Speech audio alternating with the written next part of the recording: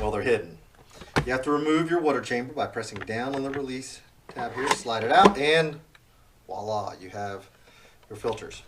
Has a little kind of felt feeling tab that you pull out, which will expose your reusable and disposable filter. So that is two different filters. This one's going to catch your pollen and small dust particles, things like that, and then this is going to catch any of the larger stuff. You should rinse this one once a week. Replace this one at least once a month, kind of like you would your air handler at home. If you don't take care of these, the machine will fail early. I'll just be honest with you. It's extra stress on the blower, and eventually you're going to have it fail. Once you've got them rinsed, I would just, towel dry that off real quick just to make sure it's not soaking wet when you put it back in.